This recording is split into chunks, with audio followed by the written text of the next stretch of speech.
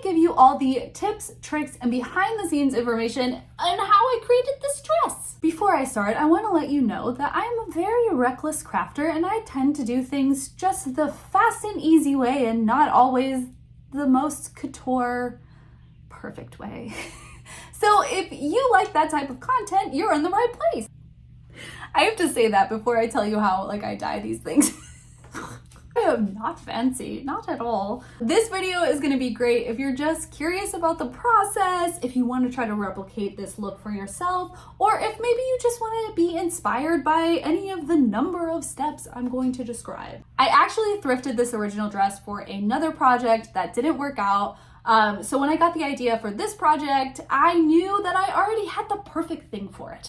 This is my inspiration photo. So this was the vibe we were going for, and I had to figure out how to translate this digital image onto an actual dress.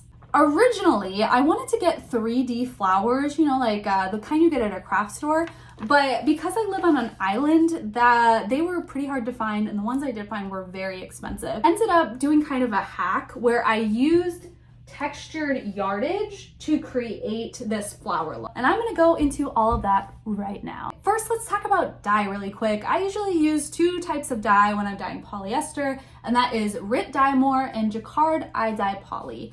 I love both of them for different reasons. Jacquard iDye Poly I usually use if I need a deep dark color like a black or an emerald or especially a red. I would suggest using iDye Poly. The only drawback with that dye is that it is very hard to use and it really stresses me out sometimes.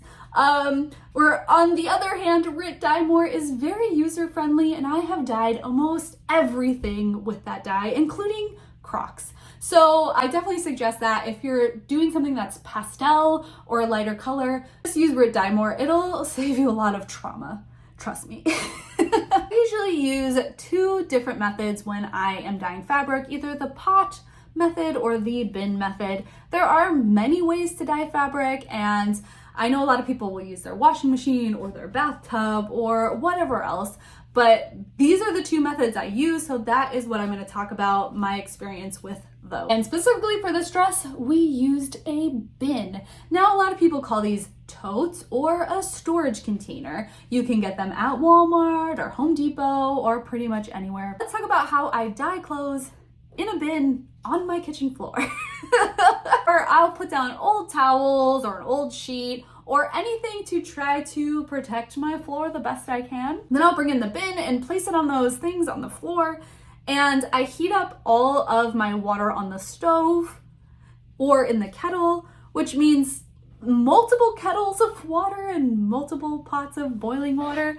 And once the water is up to temperature, I will pour it in the bin. I'll put the lid on. I will cover it up to try to insulate it to keep it as hot as possible. In one of the pots of boiling water, I will mix my dye. And I like to do that because I feel it's more controlled than trying to mix it in the bin. When I get the color that I like in the pot, then I'll add it to the bin. It will be diluted when you add more water to it, so just be aware of that situation. And make sure you still put in a test swatch in the bin of water, even if you think that you have the right color. For this dress, all I had to do was kind of dip it and swirl it a little bit. It did not need any time in the bin at all because I just needed this light pink color. It was great, it was awesome. It dyed super evenly. I love the result. When dyeing a polyester fabric, heat is key. So you want your water to stay as hot as possible. When I am dyeing a deep dark color and I'm using a pot, I'm using the pot because I need the heat to keep your dye literally as hot as possible. Once the dress was dyed the color that I wanted it to be, all I had to do was let it dry and it was ready for the flowers. Now, how did I do these flowers? Originally, like I said in the beginning of the video, I wanted to glue on hundreds of individual faux flowers to the dress, and that idea didn't work out, and I'm glad it didn't, because I don't think I would have ever finished that dress. So I'm going to tell you this hack, and hopefully someone else can use it, because it was such an awesome way to get this look without all the work. It was still labor intensive, but not as terrible as gluing on hundreds of flowers. I'm really glad I did not do that. I went into my local fabric store with an idea of what the fabric I needed would look like. I know I had seen something like it before, and I thought if this was just available here, it would make my life so much easier. And it was available. They actually had it. So I bought 6 yards of fabric that looked similar to this. This is about 3 yards of this one, and then I don't have a bigger swatch, but then I bought 3 yards of fabric that had more of this petal effect, and it ended up being the best thing ever. Now, in the clip that I show in my short, it showed, oh my gosh. The clip on my short, you can see me cutting out individual flowers from this yardage, and I ended up cutting out 450 flowers. I didn't need all 450, but I'm glad I had them just in case.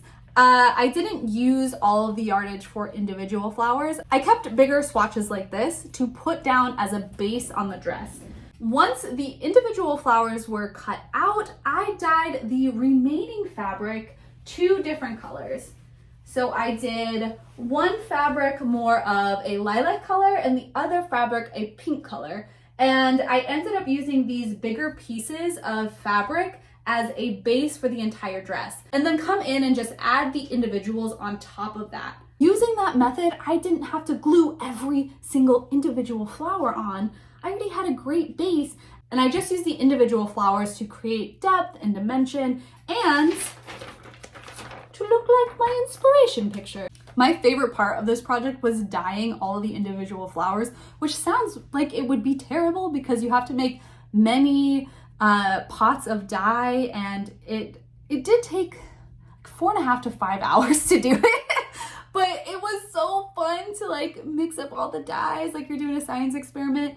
And I really approached this in an organized way, which is unusual for me. But I knew once I started dyeing the flowers, I would feel overwhelmed very quickly with trying to figure out what colors I wanted. So this is how I approached the entire dye process of the flowers. On Rit Dye's website, there is this whole section dedicated to color formulas.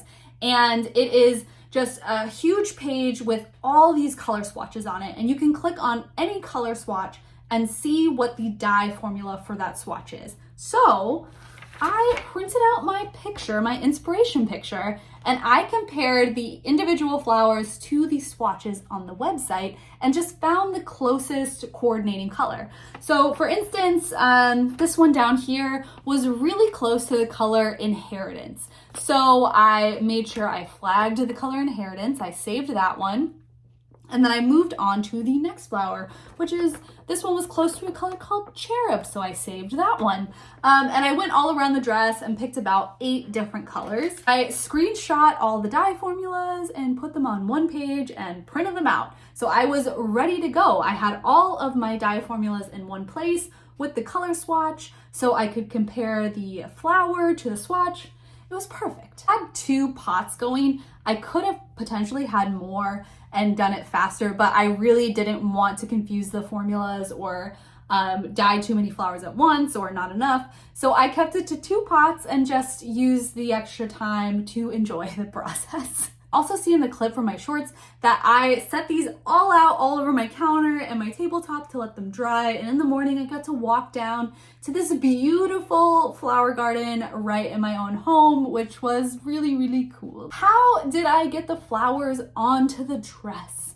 I really wasn't sure how I was gonna do that. I'm definitely a person that, you know, is like, hey, I'll cross that bridge when I get there. So I had all these flowers ready to go and I still wasn't sure how I was gonna put them on. I honestly thought that I was gonna end up hand sewing all of these rosettes onto the skirt, and I could have done it, but I'm glad that I did. I did a quick Google search and the first video and first method was the one that worked for me. I'm gonna show you quickly that method and how I did it. On my machine, I took off the foot, which left me with just the needle here. And if you are able to, lower your feed dogs, which are these little grippies right here. Lower them all the way down. So what this is doing is creating a completely smooth surface for you to move your fabric on. This method is great, but please, please be very careful. There's not going to be anything protecting your finger from the needle, so pay very close attention when you're trying to sew. Make sure that you put down this shank right here. This is what usually has your foot on it, so it's easy to remember when the foot is on, but when the foot's off, it's sometimes hard to remember to lower the shank, but you need to do this for your machine to function properly. When you know that the shank is lowered, then you are ready to sew. We're gonna use this fabric as an example. And here is your flower. For my dress, I I just pinned right in the middle to hold it in place. And then when I came, I just held the flower down when I came over with the sewing machine. I always do a couple manual stitches first to get it in there, to make sure that it is catching. Now you can use a thread that matches the flower color. You could probably try to use a clear thread. I honestly just used white. There's so much texture in these flowers that it hid the stitches pretty well, and I wasn't too concerned about seeing them. So once you know that your stitches are catching, you are ready to sew. And you can do any design you want. I went around the edge of the flowers just to make sure they were tacked down. And that's it. Obviously, you can do it a lot cleaner or, whatever works for you, but that's how I applied all of the flowers onto the dress. I laid down the base layer first, and I had a whole bunch of patches, so there was some color variation, and I sewed those on, and then pinned on every individual flower that I had to create the design. And I really just took the entire dress and skirt and sewed on every flower at one time. It sounds silly, but I love doing tedious projects like this. It's like I didn't really have to think that much when I was sewing the flowers on. It was just the process of sewing. So I was able to binge watch, my favorite shows, The Amazing Race, and and I really felt like I just watched TV for 15 hours. Is that good? That's not good. And the flowers were all sewed on. It was done. It was ready to go. I did it. That's how I made this dress. If you have any specific questions, please leave them in the comments and I will try to answer them.